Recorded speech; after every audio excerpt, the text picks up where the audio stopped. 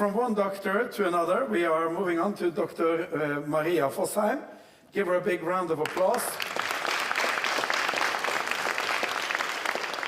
Maria has been working for 2 decades with the climate effects on marine systems. You are program director of the research program for the Barents Sea and the Arctic Ocean in the Institute of Marine Research in Norway, Maria. Yeah. And I have to ask you as well, why did you end up with working with the fish and the ocean? Well, it was not my intention. I intended to become a mathematician.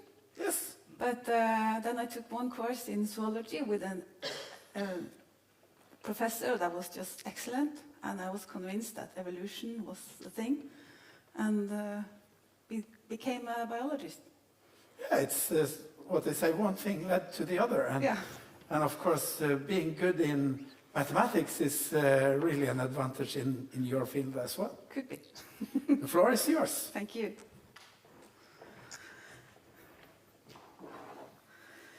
Good morning. Unfortunately, I think I will present less food from the ocean than more food from the ocean, but let's see how it goes. In this presentation, I will introduce how climate change will influence fisheries during the current century, and I will especially focus on changes in the resource potential and the distribution of fish resources on a global and regional scale. I will also show some results from our evaluation of climate change effects on Norwegian stocks, and I will tell you how the Northeast Arctic cod went from climate winner to record low quota advice.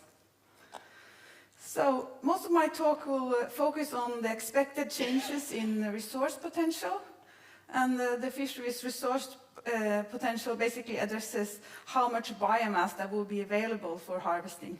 So, how much can we catch in the future? This is known to change with climate warming, which will also lead to a change in the distribution of harvestable resources. And it matters to us what we can catch, since cod is more valuable than capelin, and capelin more valuable than jellyfish. So we also need to consider species composition. And the species composition is likely to change a lot due to the redistribution of species, which will have a lot of consequences both ecologically and socially, as transboundary stocks will shift exclusive economic zones. In this presentation, I will not have time to address these latter issues, but perhaps we'll come back to that during the panel discussion. First, I will need to introduce to you the temperature scenarios from IPCC, the International Panel on Climate Change. Because the model results that I will show you will be based on these scenarios, and they will mostly be based on the low emission scenario and the high emission scenario, here shown in blue and brown. An important point is that the difference between the two scenarios are not that high by mid-century, but they diverge a lot by end century. And at present, however, the most likely scenario is the medium emission scenario, here shown in yellow, but very few models use this. So, let's go. In 2018, the UN Food and Agricultural Organization issued a synthesis report regarding impacts of climate change for fisheries and aquaculture. This report states that there are few unharvested resources, as Karl Almos said, and that the fisheries have leveled off since the 90s and are expected to decline. I believe Geir Huse will say more about this in his presentation after lunch, while giving an overview of the status and potential of fisheries to provide food from the ocean. In this report, model projections suggest decreases in maximum catch potential in the world's exclusive economic zones of between 2.8 and 5.3% by mid-century with the low emission scenario, and between 7 and 12.1 with the high emission scenario. So, however, in the high latitudes, like in the Arctic, for example, catch potential in this report was claimed to increase, or at least show less of a decrease than in the tropics. I will show you some of the global results here. And in this figure, the global model results from the high emission scenario is shown by mid-century in the upper panel and end century in the lower panel. And the red colors show catch potential declines and blue the increases.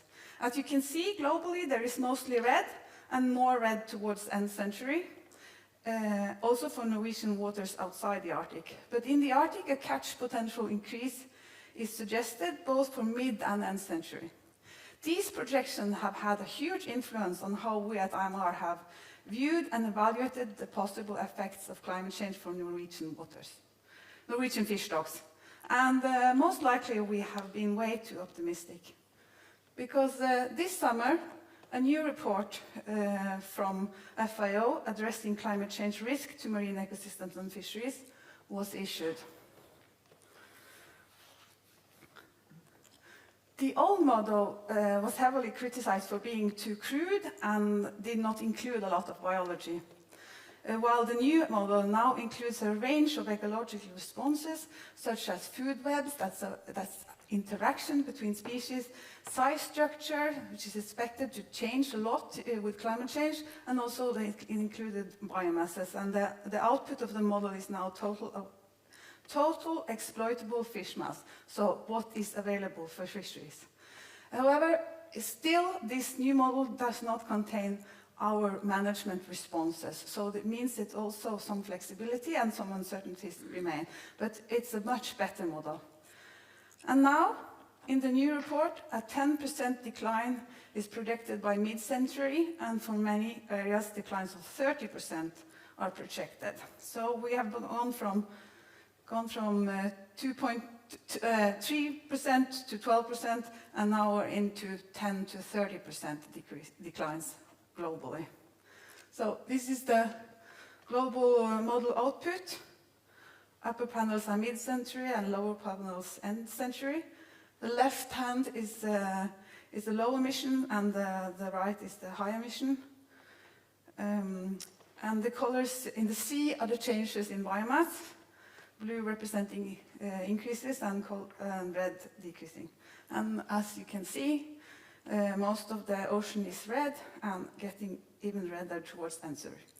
And even when zooming in on the mid-century low emission, the change in fish biomass available for fisheries is concerning. The regional model for Europe gives some more detail, and you can look it up. I will just show you if you just look at the end of century high emission scenarios, the projected decrease in biomass for Norway is more than 20%.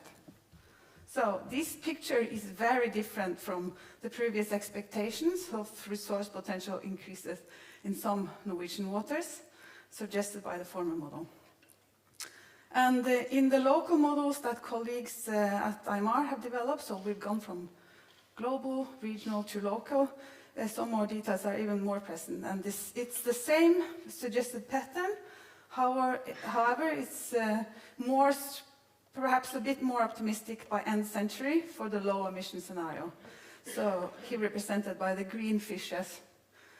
There's a lot of details in this, I know. Believe me, that's how you interpret this. And this means that there is a lot of gain for Norwegian fisheries of reaching the low emissions goal and keeping climate warming below 1.2 degrees. And coming back to what we can catch, in 2020, IMR evaluated the effect of climate change on commercial fish stocks. And this evaluation was based on the medium emission scenario, but still with our minds remembering the global models. And we did literature review and our own expert evaluation. And we evaluated that climate change effects by mid-century to be negatively affecting North Sea stocks and a few of the ice-associated stocks. But for the Norwegian and Barents Sea, most stocks were evaluated to be positively affected by climate change. So what we now have learned, maybe wouldn't have been that positive. Thus, we evaluated that there were both winners and losers. And now I would like to focus just a little bit on one of the winners. the northeast Arctic cod, here positioned according to its spawning ground in Lofoten. You can see it up there. Norwegian fishermen are very aware that this stock is currently declining. So what happened with the so-called climate winner? Well, the historic distribution of cod used to be look like this, with the adult population occupying the southern and central Barents Sea. However, during the warming of the first decade of this century, the cod increased heavily in numbers and spread out in the whole ice-free Barents Sea. The increasing stock was probably both related to a favorable climate and good fisheries management. And this resulted in a record high stock by 2013, not seen since the post-war years.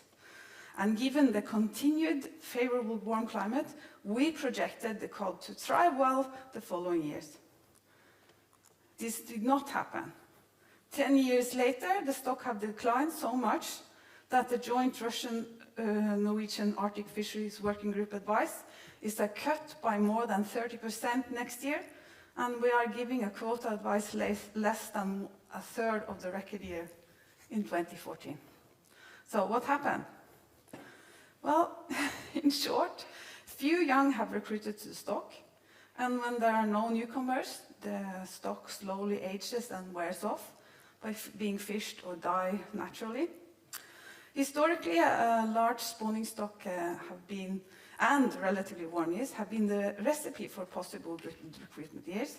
But the last 20 years, this relationship has changed, and there have been no good year classes the last 10 years.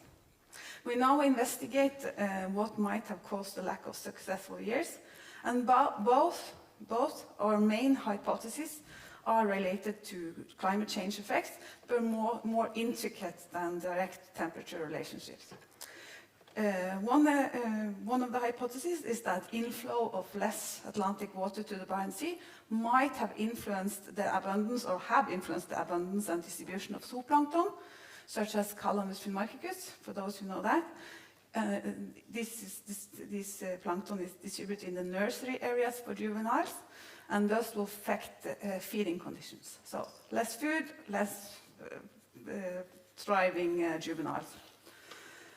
And the other hypothesis is that an increased abundance of predators, such as mackerel and herring, which are known to feed heavily on cod larvae and fry, might also be part of the story. They have changed their distribution relative probably to climate change and are now perhaps feeding on these cod larvae. And fishing on the spawning stock might also influence and worsen this pattern. And it's for that reason that we now advise to be extremely careful not to overfish this important stock. So, to conclude, what I've shown is that climate change will affect the resource potential regarding how much we can catch and what we can catch. Unfortunately, I'm not that too optimistic. And so how much we can catch will decrease probably globally and regionally and including Norwegian waters. What we can catch will change probably substantial. Hope we will come back to that. And we're still in the discussion with regard to Northeast Arctic cod. It might become more of a climate winner, but it might also not. So my important recommendations that I would like to give is that we have to remember that the further we get into the unknown window, so with no historic reference, the poorer we, both as researchers and models, get at predicting the future. So we have also to prepare for a more unsure or uncertain future. And in my opinion and our opinion, we need to maintain funding for monitoring and research, and we also need to apply new tools. So with that, I thank you.